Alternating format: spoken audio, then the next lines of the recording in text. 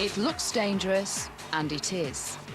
This amateur film, obtained by Inside Out, shows cars racing on public roads at speeds twice the legal limit. Meetings like this have been targeted by police, but as this video clearly shows, they still go on. Oh, jeez. The illegal racing is a subculture of cruising, where hundreds of drivers gather to show off their cars. Unlike the high-speed racing, cruising sits on the edge of the law. They're mainly spectator events like this one in Birkenhead, where people go to view customised cars. It's only when the atmosphere boils over and stunts become dangerous that drivers face being prosecuted. Most people go to show off, either their skills or their cars. Everyone's just dead happy, aren't they? Just drag the cars around. It's the adrenaline buzz off it. It's just, I get so high off it. It's brilliant. We like to show off what we've done. You know, it's quite creative side of it.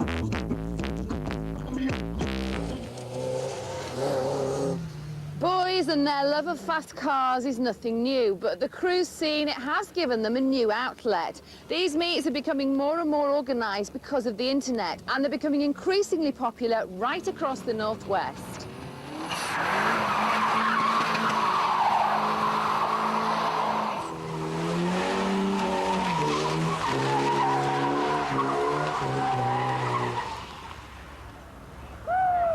That was all right. Good job the police aren't about, but yeah, it was okay. Well, that's a baby, isn't it? Jason Scott is 31. He's passionate about cars and cruising. This is his local meeting. It's not always in the same place, but he and his fellow cruisers are kept informed over the net. It's a typical cruise held in a retail park, and it's where he gets to see all the latest gadgets and gizmos for his car.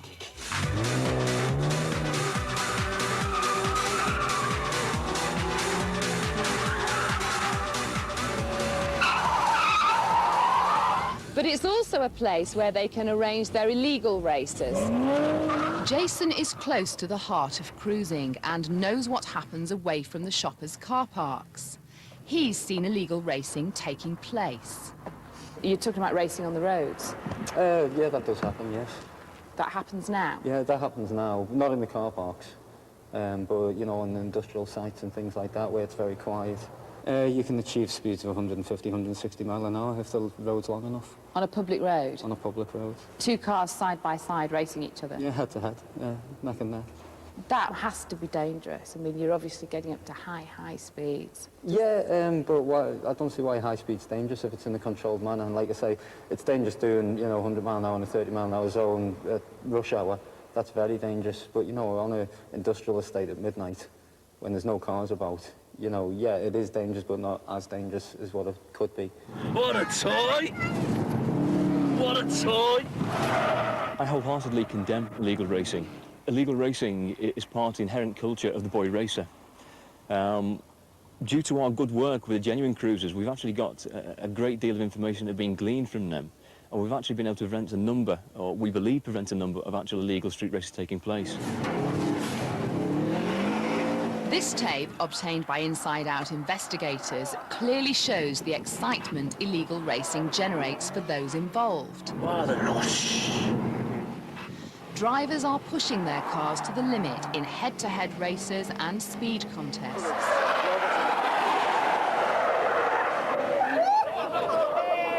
A car is a phenomenally dangerous weapon. If one of those cars actually went into the crowd, which fortunately wouldn't, you know, very rarely happens because of the skill of the people, it would be disastrous, absolutely disastrous, like an airshow disaster. But a car is very, very dangerous, and if they were playing with guns, it would probably be actually less dangerous than playing with cars. The last time Stuart Fisher walked on his own was as a pedestrian on Blackpool Promenade. That was 8 years ago. He was a teenager on holiday with his friends. He'd just started his A-levels and was looking forward to a bright future as a graphic designer. He's at the tower now, approaching the Funland. But as this distressing police footage shows, he then became the victim of a high-speed driver. Wrong side of the road, forcing opposing traffic onto the pavement. The vehicle is still in the night sun patrols. Ambulance at the prom, please. This police pursuit involves a stolen car. The driver has since been prosecuted and was sentenced to 4.5 years in jail. 2 years after the incident, Stuart and his friends were reunited as he came out of hospital. At the same time, the driver walked out of prison. What happened to me it has totally wrecked my life, and my parents' lives. I mean, I feel like I am a baby now. Stuart isn't alone. Recent figures show that over 100 people a day suffer injuries as serious as his in accidents on Britain's roads. And worse, 10 people a day die in accidents which the government say could be prevented. Jodie Webb and her friend Joanne Greenwood from Beswick in Manchester were killed in a high-speed car crash on the night of Jodie's 21st birthday. They were passengers in a car driven by a teenage boy. I had to go to the hospital and see her smashed to bits.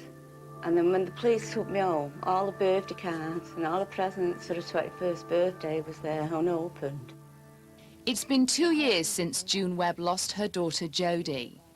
2 years in which the pain and anger have yet to subside. If you can imagine a nightmare and you never wake up, and that's what it's like. June built a peace garden in Beswick in memory of the 2 young women and to try to educate people about the consequences of driving dangerously. How easy would those lessons be? June believes people who take part in cruises glorify speed. Could she convince the drivers to slow down? She agreed to meet Jason Scott at his home in Wirral. Hi, Jason. Hi, come in. Hiya, this is June. Hi, June. Nice to meet you. Come in. You're glorifying speed to me. Do you not realise that some people who are watching you, who are younger than you, or are not as competent as you, might think that you're the bee's knees and that they're being influenced by you? I understand what you're saying there, but at the end of the day, that is his choice to get in his car and do that type of thing. I don't put my arm up their back and say, go and race your car, or go and do the handbrake turn. And to be honest, if they're not competent, I'll try and discourage them. Do you have your girlfriend in the car with you? Occasionally, yes. And what price would you put on her life? Well, she's priceless, isn't she? Exactly, She's a so darling. why put her at danger by speeding? Maybe I'm foolish in thinking this, but I believe I could survive an accident quite easily at 70 mile an hour. And that's not to say that I think I'm God or invincible, because I don't. And how would you feel if you were speeding and went into another car or you killed somebody? Well, it's a question of whether you could live with yourself, isn't it? I think we both had valid points to put across. I understand what Jason's saying, that it's not going to stop him, but I think, like he said, he will think about the consequences. Maybe foolishly, but I wasn't aware that I may influence younger people into doing this type of thing that haven't got the control and the experience that I have. And maybe that's foolish, you know, to influence them that way. But that is not my intention, never has been, never will be. I just enjoy doing what I do. Merseyside police are working to stop the dangerous driving and illegal racing associated with the cruisers. The drivers, though, believe this may have the opposite effect. At the minute, we do it on retail parks, the meetings, and industrial parks, which are a bit further out of town. But if the police try and stop it, we'll just head out into a forest or something like that where they don't know it's happening. We'll have no choice. What they have to appreciate is that there are places that they can actually go and use the performance of their car, to do their donuts, to do their wheel spins, to do their burnouts. Those places are not on public highways, they're not on public roads, and they're not in public car parks. Those places are actually racetracks. Whether it's feasible to take boy racers off the road and onto tracks is yet to be seen. For some, any solution is now too late. My daughter and a friend have paid for this with the ultimate prize of their life. And that's... as a mother, I'm totally heartbroken. Whether it's 3 years, 30 years, I will always miss her. And if you want to discuss the issues of boy racers and cruising, then contact us on our website. The address is on your screen now, and we'd love to hear your views. Coming up, meet Doris, the woman that they're calling the Queen Mum of Fun. This is the first time I've travelled in a roller. Is it? Yeah. Oh, well, enjoy it. Thank you very much. I am doing. It's a roly-poly. When you think of the Lake District, well, you think lakes, mountains, beautiful scenery, a host of daffodils, Kendal mint cake even, but you wouldn't necessarily think serial killer, would you? Well, there's one out there, and they're dropping like flies. So we sent our very own Miss Marple, Hercule Poirot, a.k.a. Peter Stevenson, to investigate.